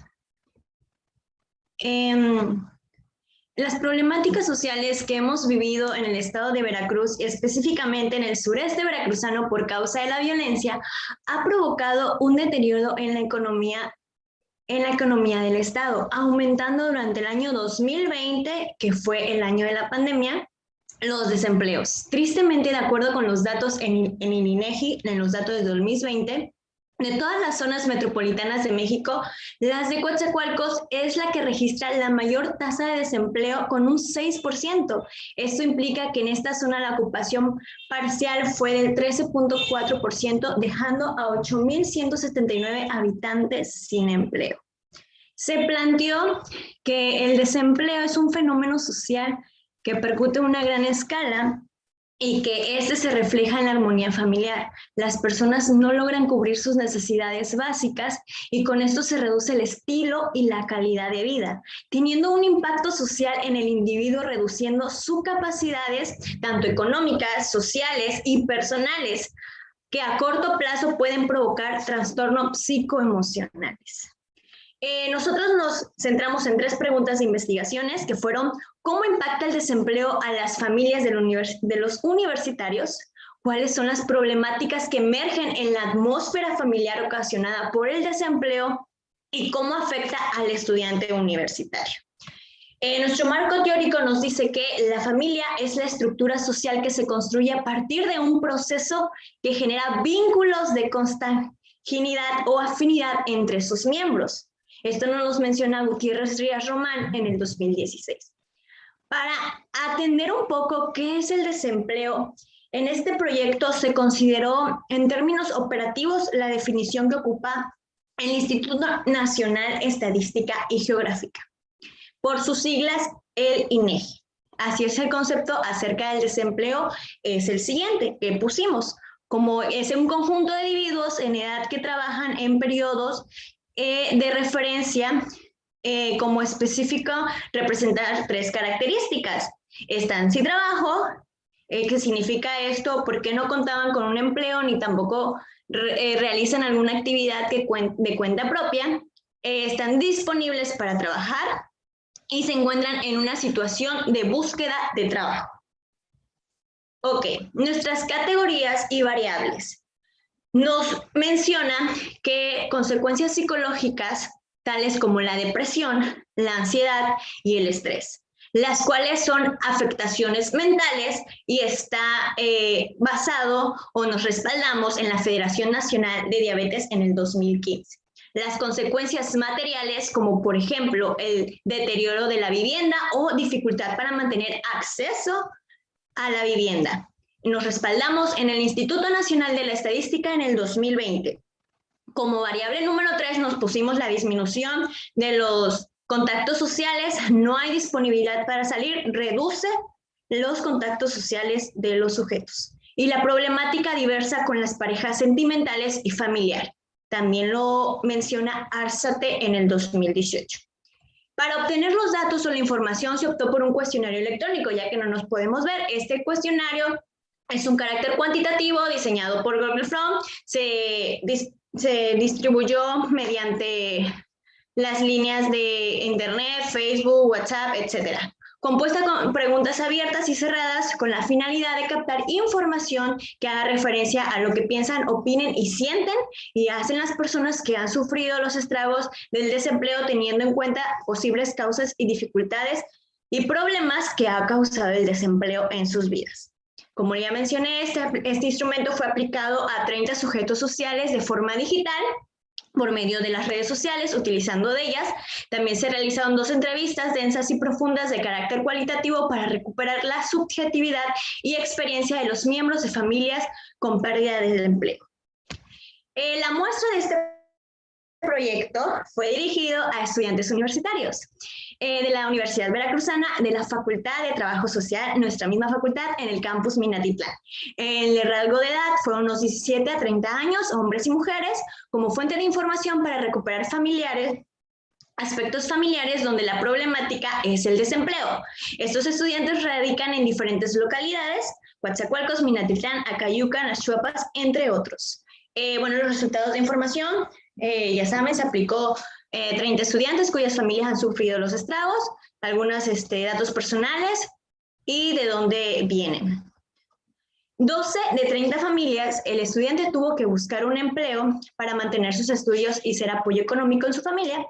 Ellos consideraron las causas del desempleo como la poca oportunidad laboral, cierre de empresas, ya que hubieron bastantes, piden experiencia laboral para trabajar en las empresas y debido a la contingencia sanitaria no encuentran trabajo.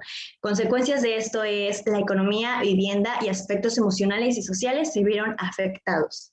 Nosotros nos centramos en 3 áreas de afectación, que es la economía, en la vivienda, emocional y socialmente.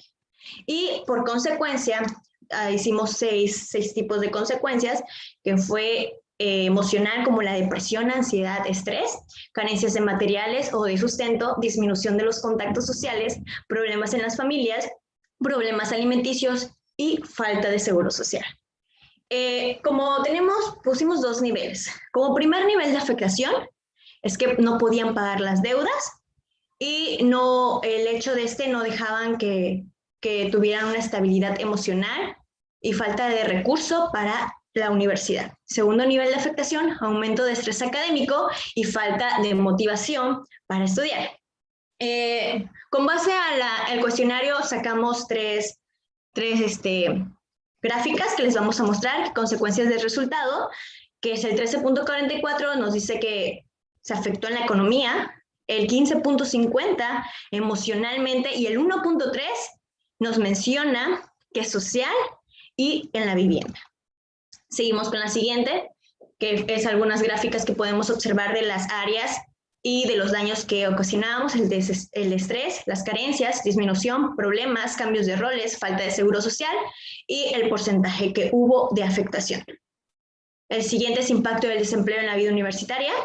El 20% dice que no tenía estabilidad emocional y no se podían concentrar. Pagar deudas no lo dejaban concentrarse en clases y falta de recursos para sobrellevar. Y ahí está el porcentaje de estas.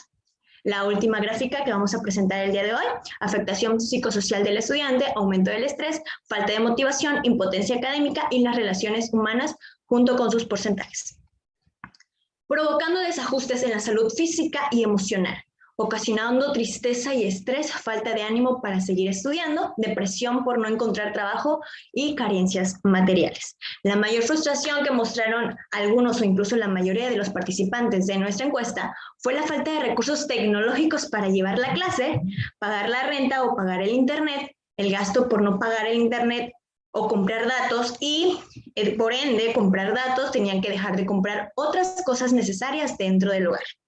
Como comentarios finales, lo que nos enseñó este proyecto a nosotras es que la familia es un núcleo protector, pero cuando este se ve afectado por problemas económicos como el desempleo, existen ciertas consecuencias que afectan particularmente a los miembros e integrantes de la familia. Existe una diferencia entre consecuencias del desempleo y afectaciones por las consecuencias del desempleo. Por ejemplo, una consecuencia del desempleo es la falta de ingreso para satisfacer las necesidades, pero una afectación por la falta de ingreso económico podría ser la mala alimentación. Finalmente, las consecuencias del desempleo se reflejan en la salud mental y emocional de los miembros de la familia y repercute en la vida de los universitarios. Es un tema que nos ha afectado generalmente a muchos. Nosotros nos centramos en nuestra facultad, pero si vamos más allá y nos abrimos más allá, sabemos que hay emociones y todo esto lo vivimos tanto como universitarios como trabajadores. Y entonces es un tema donde tenemos que poner atención y preocupación como trabajadoras sociales. Bueno, esto ha sido todo. Les dejamos nuestras referencias y muchas gracias por su atención. Muchas gracias por la disertación de su ponencia, sin duda muy interesante, ¿no? Los retos que se configuran también desde esta dimensión para el trabajo social. Continuamos con el 7º trabajo. No se encuentra todavía el doctor Enrique Pastor, ¿verdad? Si no es así, vamos a pasar a la 8ª ponencia. La 8ª ponencia denominada Unión Libre, Utopía de Libertad y Flexibilidad en la Relación de Pareja, a cargo del doctor Jesús David Amador Anguiano, de la Universidad de Colima. Sus líneas de investigación son grupos vulnerables, familia, conflictos, deserción escolar, e intervención social. Esta ponencia la elabora el doctor Jesús David Amador Aguiano en colaboración con María Gregoria Carvajal Santillán y César Alfredo González González. Adelante, doctor.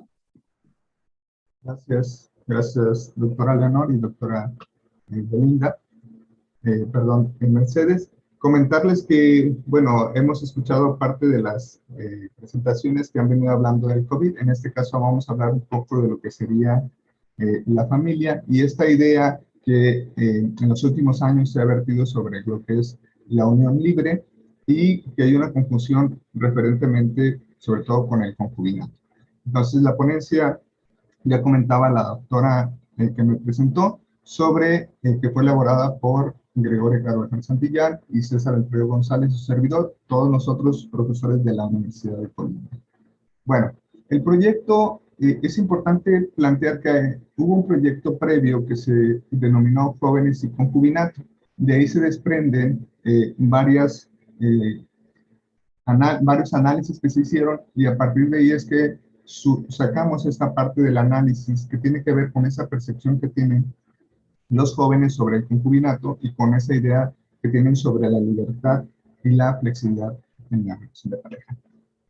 Fueron varios objetivos, retomo nada más un objetivo de la investigación general, que es conocer los motivos que conllevan a los jóvenes universitarios a desear establecer uniones libres o bien de concubinato, y la pregunta pues prácticamente vierte más o menos en ese mismo sentido, ¿no? Bueno, la investigación fue una investigación de enfoque mixto, fue una investigación un poco más amplia que lo que les vamos a estar planteando aquí, pero bueno, y tuvo un enfoque a nivel exploratorio y descriptivo, se tomó como muestra no probabilística y por conveniencia, y participaron 178 estudiantes, y se analizan a través de tablas de frecuencias y algunas categorías también. Bueno, el instrumento estuvo integrado por 4 grandes apartados: los datos generales, las relaciones de pareja, el matrimonio y la unión libre, sobre todo lo que percibían los jóvenes relacionado con eso, y los derechos y las obligaciones que se generan o no en el concubinato o la unión libre, dependiendo de cómo los jóvenes lo pudieran estar visualizando. Dentro de la parte de la fundamentación se habla un poco de lo que es la unión libre, de la libertad, de lo que es familia, de lo que es matrimonio, de lo que es la separación y los tipos de separaciones que se pueden estar dando y las implicaciones de la separación, el concubinato y los derechos y obligaciones. No me voy a entretener mucho en definir teóricamente esta parte, si acaso nada más de manera muy general, para concentrarnos un poquito más en los resultados. Quiero concretizar que de los últimos años la unión libre ha tenido un incremento y por lo que vemos va a ir en ese sentido a los próximos años. Pero, ¿qué implica para nosotros o para un trabajador social tener que analizar un tema como este? Reconozcamos que este tipo de relaciones se generan derechos, se generan responsabilidades, pero cuando no están en el marco de la ley, pues no tienes esa figura que pueda protegerte. Entonces, en la medida de lo posible, tendremos que ir analizando qué tan pertinente o no es que la misma unión libre no pueda tener algunas implicaciones legales. Bueno, entonces, el concubinato, el matrimonio, la unión libre, se concretizan como formas o espacios de convivencia para el desarrollo entre los integrantes de una familia, ¿no? Indistintamente de si se establece algún contrato matrimonial, que al final de cuentas tienen una finalidad muy particular. En este sentido, bueno, ¿qué podemos concebir como unión libre de manera muy general?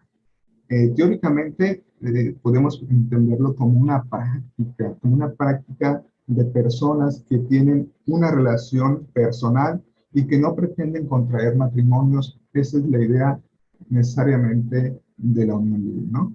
Puede ser en ocasiones la unión libre temporal, puede ser esporádica o más o menos prolongada.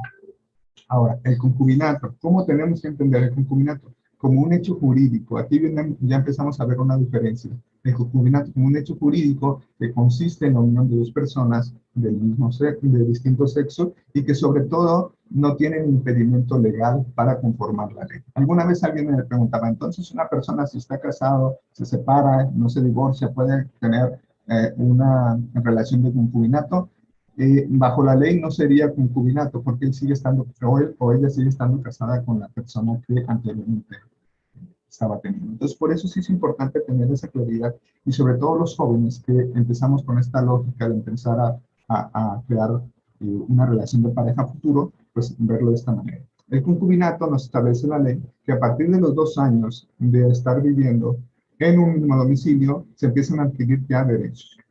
O bien, si antes de esos 2 años salen o bien se conciben hijos, a partir de ese momento se empiezan a adquirir derechos relacionados con el concubinato. Entonces, ¿por qué hablar también de la libertad? Porque los jóvenes hablaban un poquito dentro de las respuestas de la libertad. Y entonces en este trabajo se concibe un poco como esa capacidad que tienen los jóvenes de manera autónoma para poder tomar decisiones sin ninguna coacción o bien sobre el hecho de vivir o no en una relación de pareja. Ahora, a manera de contextualización, fueron 152 participantes. Hubo un poquito más de participantes, pero tuvimos que descartar a aquellos que de alguna forma o no contestaban muchas las preguntas, etcétera. Entonces nos quedamos un poquito con una muestra un poquito más completa. Entonces, de este rango de edad de los jóvenes, podemos encontrar el 84.2% se encontraba entre los 17 y los 20 años de edad. Ahora, se les preguntó a los jóvenes sobre su preferencia sexual y sobre si quisieran o no tener, establecer algún tipo de unidad. De las 143 mujeres heterosexuales, 42 manifestaron que consideraban poder vivir en un 40 tal vez y 50 definitivamente dijeron que no, 8 pues prácticamente no contestaron o no aplicaba porque ya tenían un matrimonio o ya estaban en una configuración legal. Es decir, si sumamos con aquellos que sí consideran tal vez como una opción, estamos hablando que de esta muestra el 82% tienen esa perspectiva de que posiblemente lo pueden ser. Ahora, dentro de los resultados que podemos concretizar y mencionar, los jóvenes perciben la unión libre como el establecimiento de una relación sin el avance jurídico. Es decir, los jóvenes concretizan sus respuestas en estas grandes variables, que sería vivir en pareja sin estar unidos por lazos religiosos. Una gran parte de ellos contestaron y se encajonaron en estas respuestas. Otros de ellos planteaban que era una relación sin compromisos o responsabilidades, otros que era un experimento simplemente para vivir en pareja y ver si funcionaba o no funcionaba la relación, otros lo asociaban a una situación igual, totalmente igual que el matrimonio, y por supuesto hubo otros que lo consideraban algo negativo. Claro, eso depende también de tus convicciones personales, culturales, religiosas, ¿no? Entonces, bajo esta lógica, el 69 personas planteaban que la opción o la forma como ellos conciben la unión libre es prácticamente vivir en pareja sin estar casados, que es la que más proliferó en estas respuestas. Bueno, aquí tenemos algunas respuestas, no me voy a entretener en esta parte porque si no nos vamos a pasar del tiempo. Pero son algunas respuestas de las que estaban comentando las personas y que de alguna forma las estructuramos y las acomodamos de acuerdo a los parámetros que comentábamos anteriormente. Entonces, prácticamente esta era la visión que ellos tenían, pero no solo se referían a no tener una relación bajo los términos civiles, sino también bajo un término religioso, podría ser. Bueno, hubo otros también que hablaban de una relación sin compromiso, sin responsabilidad, y aquí podemos ver algunas respuestas donde ellos planteaban que una relación de unión libre, pues no se tenían responsabilidades, no se generaban compromisos, cuando en realidad sí se generan, pero bueno, esa es la percepción que tiene y eso es lo que nos ayuda a nosotros a poder visualizar cómo tendríamos que entender y poder trabajar con estas visiones que se tienen. Para algunos otros lo experimentan como un proceso de vivir como si fuera en soltería, porque muchos de ellos cuando empezaban a visualizar la cuestión de la unión libre, se empezaban a preocupar y empezaban a decir que en realidad se iba a perder esa parte de la libertad que se tiene como estudiante, como una persona que no vive bajo este contexto, ¿no? Bueno, esas son otras connotaciones, me las voy a pasar para brincar a esta parte del análisis un poquito más ya de la percepción que tuvieron en general y que de alguna forma esta percepción que ellos tuvieron sí se asemeja mucho a lo que se concibe en una respuesta jurídica o en un término jurídico como lo que planteaba en este caso Chirino, al que hicimos mención. Ahora, bajo esta perspectiva, la unión libre representaría entonces compartir la vida con la persona deseada, con quien se establece una relación, pero sin responsabilidades o obligaciones. Esa es la idea de los jóvenes, ¿no? Entonces, para ellos están presentes sensaciones de libertad, de separarse en el momento que ellos desean, ¿sí? Es decir, de identificar si son capaces de lograr procesos de adaptación con la pareja y de establecer pautas de convivencia y armonía, o simplemente el logro de una interacción con una pareja. Esas son prácticamente como las connotaciones que ellos logran plantear, ¿no? Bueno, algunos jóvenes también perciben a la unión libre como una relación que se exige responsabilidades para ambas personas. Entonces ellos también tienen una connotación un poquito diferente respecto al resto de los que ya mencionamos, ¿no? Entonces decían que la unión libre también pudiera ser, hace ratito lo planteamos como algo similar. ¿Por qué lo hacen similar? Porque decía que independientemente si te casas o no te casas, debe haber una cuestión del afecto, del cariño, del amor, del cumplimiento de las obligaciones, ¿sí? Y pues bueno, también otros hablaban de esa necesidad de ver la unión libre como una relación que permite disfrutar y experimentar la convivencia y las relaciones con las personas.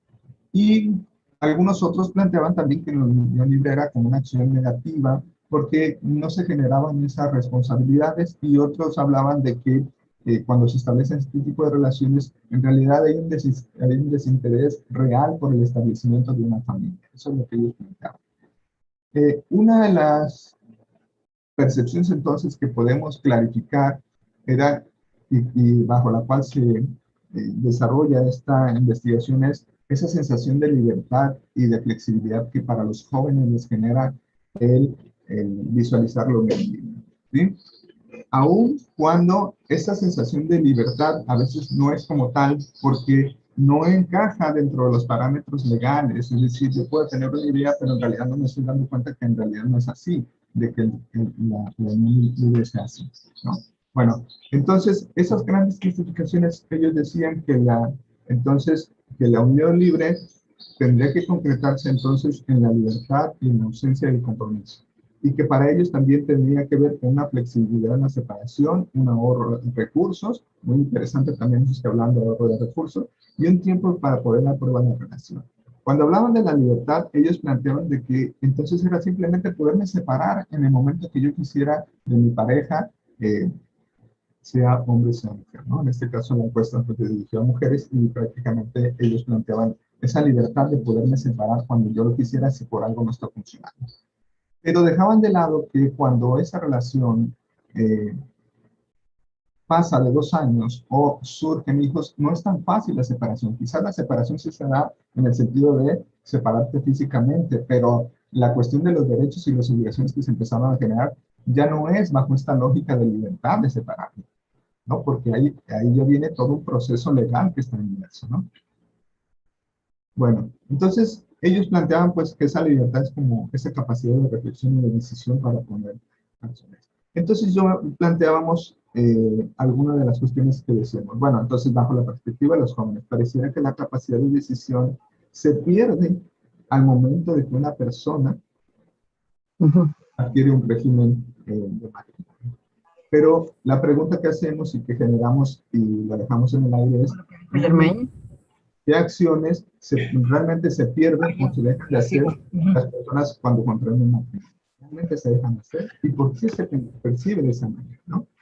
En esa flexibilidad que dicen de separarse y los beneficios que se establecen con la relación de pareja, ellos lo asemejan a que los jóvenes puedan tener la oportunidad de separarse, esa flexibilidad, digamos, al momento que deseen, pero no era como tal, ¿no? Sobre todo por la cuestión de los trámites legales. Entonces, sí, o sea, sí se va a hacer comida. De hecho, lo dijo a Germain en el chat, que quienes iban a también considerar para la familia. Entonces, no sé, yo sí le había comentado. Ok, vamos a continuar. En ese sentido, prácticamente, por eso era el análisis que hacíamos en la ponencia, en el que en realidad esa flexibilidad y esa sensación de libertad podría estar pero que esa libertad y esa flexibilidad suele perderse cuando se empiezan a adquirir derechos y que nosotros no entendemos que después de esos 2 años la unión ya no es unión libre, sino que prácticamente brincas a un proceso que se llama concubinato. Entonces, esa es la parte de la idea y de la utopía que a veces se tiene de la separación, cuando no nos damos cuenta que a partir de los 2 años no necesariamente se va a separar sin compromisos y sin responsabilidades, ¿no?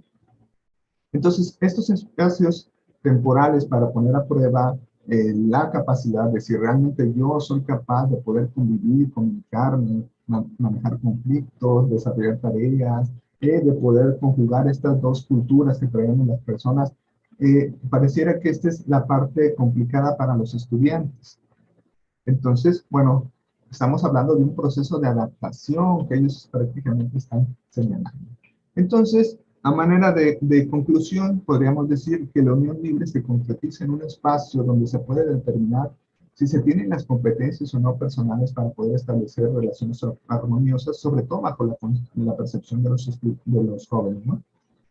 Ahora, ¿qué otras conclusiones visualizamos? Que pareciera que el establecimiento de un contrato civil o religioso restringe en algunos casos la libertad de convivencia y de separación, o bien con esa separación con personas externas como los amigos, los familiares, compañeros de trabajo, y que a veces compromete esa relación de pareja como el matrimonio, que esa es la idea que se tiene y que se genera entre los estudiantes. Debemos reconocer y dejar al lado entonces que a partir de los 2 años, o al menos replantear y enfatizar que cuando se cohabita en un mismo domicilio, o bien se tiene el nacimiento de hijos, prácticamente las relaciones brincan a lo que nosotros llamamos ya una perspectiva de concubinato, como lo hemos venido diciendo. Entonces, la separación, si bien bajo esta lógica pudiera separarse sin la figura jurídica, no así van a ser los derechos y obligaciones que se van a generar con las personas descendientes. Bueno, entonces el sueño de la libertad y la separación de pareja se asocia precisamente a esa capacidad de que las personas pueden establecer reglas y límites con las personas que están enfrente, ¿no? Esa convivencia y sobre todo a continuar desarrollando actividades con personas externas con las que yo estoy Doctor David, hay que cerrar, ya estamos sobre los tiempos, por favor. Perfecto, sí, aquí cerraría ya, prácticamente era la última. Muchas gracias. Gracias, doctor David, por su participación. Y bueno, hemos cerrado ya la ronda de participaciones, por lo que tenemos tiempo todavía para realizar algunas preguntas que nos hacen llegar la audiencia y que podamos tener, por favor, solamente 2 minutos para contestar estas preguntas. Para la doctora Elizabeth, la pregunta es: de acuerdo a la construcción cultural en torno a los roles y estereotipos de género, se ha normalizado la sobrecarga de trabajo que recae sobre las mujeres, entre ellos el trabajo de cuidados, aunado a todos los trabajos escolares que recayeron también sobre ellas, y también con respecto a las dificultades económicas que enfrentan las familias. En esta lógica, ¿qué otros hallazgos fueron relevantes en su estudio en Zacatelco? Adelante, doctora Elizabeth, por favor, con la respuesta. 2 minutos. Claro que sí. Gracias, doctora Leonor. Sí, lo señalaba en los resultados, además de la sobrecarga de trabajo que tienen las madres de familia, notamos que las alumnas reciben en consecuencia también una explotación en términos de la distribución de las actividades. Lo hacen notar cuando reportan que dejan a su cuidado a hermanos menores y cuidados del hogar, distribución de tareas como el quehacer del día a día, la comida, la limpieza, etc. Y en términos de lo económico, uno pensaría que por asistir a escuelas particulares tienen resuelto el tema del internet, del equipo de cómputo y de los espacios, y no es así. La verdad es que muchas familias hacen un esfuerzo muy grande para poder enviar a sus hijos a escuelas particulares para únicamente cubrir la colegiatura, pero otros aspectos no habían sido atendidos. Gracias. Gracias, doctora Elizabeth. Para el doctor Martín Castro, ¿cuáles son los retos de trabajo social para estudiar e intervenir en las distintas formas de desigualdad social que enfrentan las personas mayas? Adelante, doctor Martín. 2 minutos, por favor. Sí, sobre todo tiene que ver con el que podamos ir a las localidades, ¿no? Que podamos tener ese acercamiento con la población, pero no solamente nosotros en calidad de investigadores, sino también igual formamos un equipo de investigación y vamos involucrando a los estudiantes, no solamente a los estudiantes de la Facultad de Enfermería, ¿no? Del programa de la licenciatura en Trabajo Social, sino también igual a los alumnos que son veranistas. Cada año tenemos el apoyo de lo que es el verano de investigación científica y los involucramos, o sea, los involucramos no solamente en la aplicación de los instrumentos, sino más bien en el acercamiento junto con lo que es la población, ¿no? Entonces, ese reto, no solamente es volver a las aulas, sino volver a lo que son a las localidades y hacer todo ese trabajo de investigación, ¿no? De investigación cualitativa con un acercamiento muy fuerte con lo que es la población, ¿no? Entonces, yo creo que es el gran reto que tenemos. Hay mucha información por parte de la población, ¿no? Y entonces hace falta sí ese acercamiento que tenemos que hacer. Gracias, doctor Martín. Para la doctora Luz Mercedes, ¿cuáles son los factores que inciden para que las mujeres académicas sobrevivientes de COVID tengan menores afectaciones en el proceso de la enfermedad? Adelante, doctora Luz Mercedes, 2 minutos. Buenas tardes. Sin duda, una de las principales estrategias para minorar estas afectaciones, primeramente, es la investigación social, realizar investigaciones que visibilicen las brechas de desigualdad social, sobre todo las brechas de género, donde se muestra que a pesar en la cuestión de salud que hombres y mujeres enferman en esta pandemia, las afectaciones sociales, emocionales y la sobrecarga de trabajo es aún mayor para las mujeres. Tienen varios estragos, sobre todo en su calidad de vida. Entonces, el hacer investigaciones sociales desde trabajo social o de diferentes disciplinas sociales que visibilicen estas situaciones, sin duda, pone a discusión en la mesa qué estrategias se pueden diseñar para hacer políticas o realizar políticas incluyentes. En el hogar también es importante traer a discusión el trabajo compartido en las tareas del hogar. Sin duda que participen activamente, no solamente como el cuidado, como una actividad exclusiva femenina, sino que también participen el resto de los integrantes. Eso sin duda aminoría la carga y el trabajo de las mujeres. Otro punto también es la promoción social del autocuidado. Esa parte es interesante, desde trabajo social, educación para la salud, pero sobre todo estrategias políticas hacia la sensibilización, sobre todo en la comunidad, estrategias para el autocuidado hacia las mujeres, la promoción de la salud, ¿no? Entonces, existen también diferentes estrategias que pudieran hacer, ahorita ya lo mencionaba en la ponencia, sobre todo políticas incluyentes, donde también participa activamente el Estado, el mercado laboral, ¿no? Sobre todo, y diferentes actores sociales que también se pongan en marcha para el diseño de estas políticas. Si no, todavía quedaría muy incipiente, ¿no? Las acciones, y todavía no es visto como una cuestión social el tema de las mujeres. A ver, gracias. Gracias, doctora Luz Mercedes. Una pregunta más para Lisette Durán Rayo. ¿Cuál es la importancia de trabajo social en dicho programa y qué solución brindarían? Adelante, Lisette, tienes 2 minutos, por favor.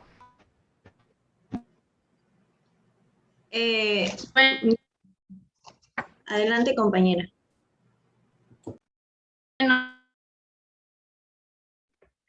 Ok, bueno, mi compañera tiene dificultades, es la que me está apoyando con el tema.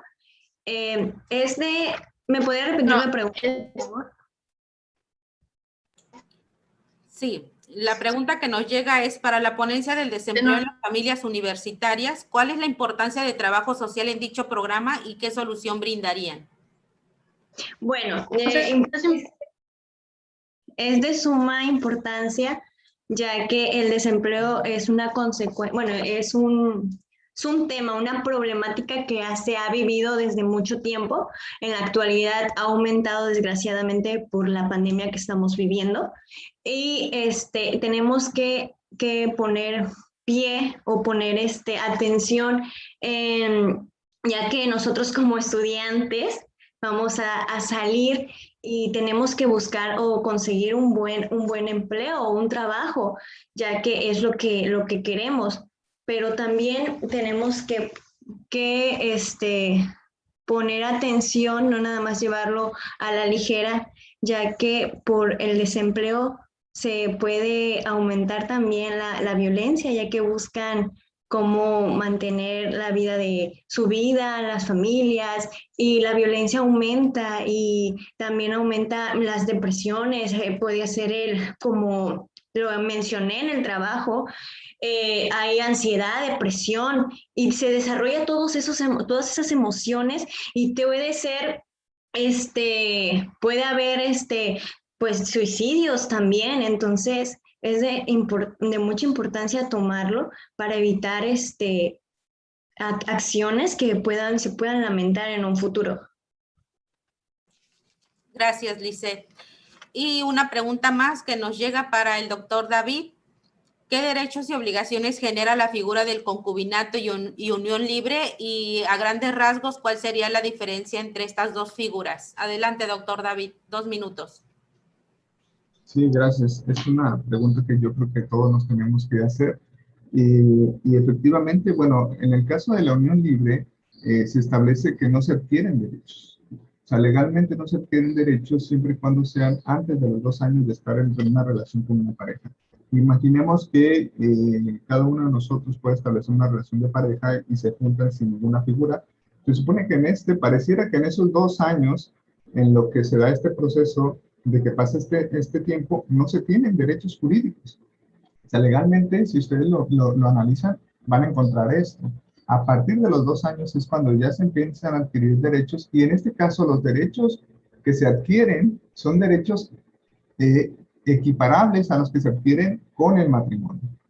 Es decir, después de los 2 años, cuando tienes hijos, no son exactamente los mismos derechos que tú tendrías que tener. Si visualizamos esos derechos, sería la cuestión de la alimentación, la cuestión de salud, de brindarles esa atención, de protección. Si tú te llegaras a separar de ellos, son los mismos. Tú tienes que tener ese compromiso de seguir aportando económicamente para el desarrollo de tu hijo, indistintamente si tuviste o no tuviste la figura jurídica.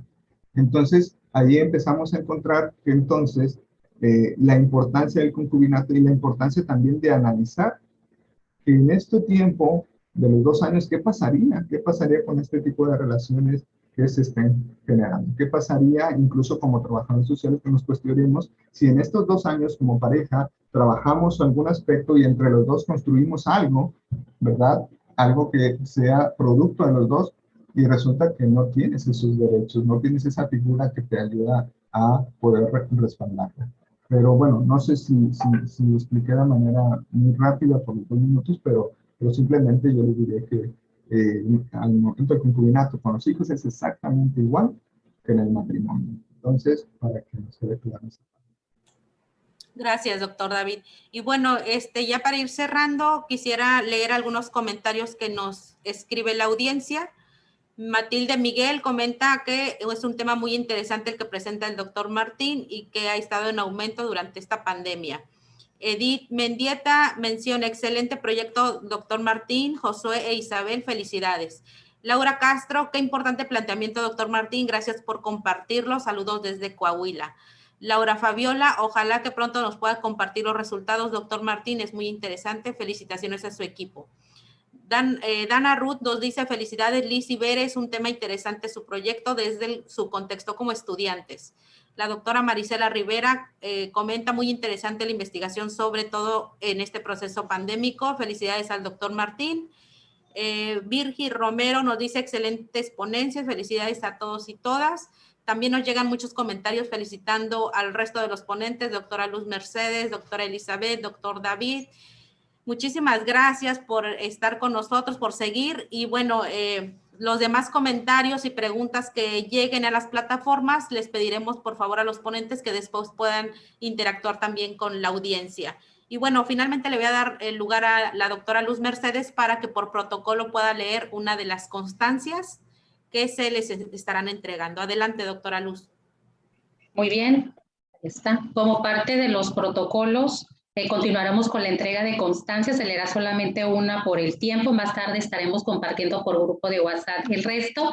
A la letra dice así: la constancia, la Academia Nacional de Investigación en Trabajo Social, ACANIX, y la Facultad de Trabajo Social de la Universidad Veracruzana, región Coatzacoalcos, Minatitlán, otorga la presente constancia a Naomi Arreguín Ortega, y también esto va para el resto de los ponentes, por su destacada participación en calidad de ponente en el tercer Congreso Nacional e Internacional de Investigación en Trabajo Social, redes temáticas de investigación social con el tema obesidad infantil en niños de 8 a 12 años, consecuencia de una ausencia en educación de hábitos alimenticios, caso Escuela Rafael Arellano Valle. Se extiende la presente en la ciudad de Minatitlán, Veracruz, a los días 19 del mes de agosto de 2021.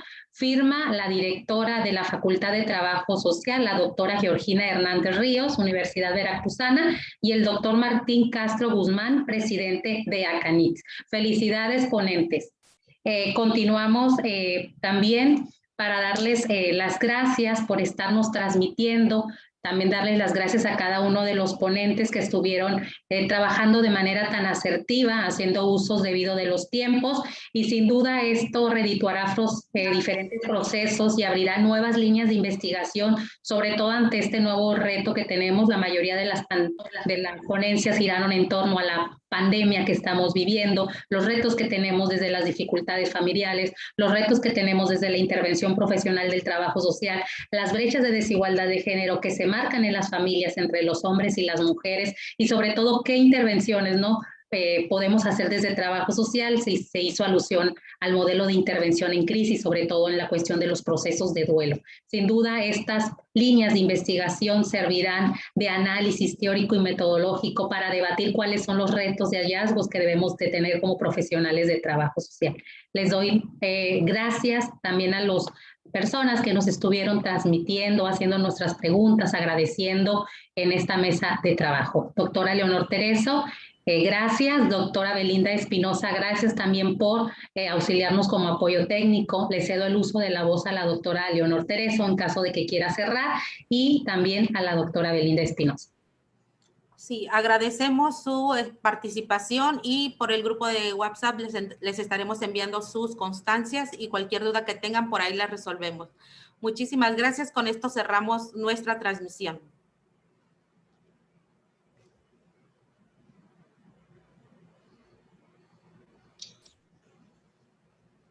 Solamente si pueden prender su cámara los ponentes para tomar una foto panorámica de la mesa, por favor.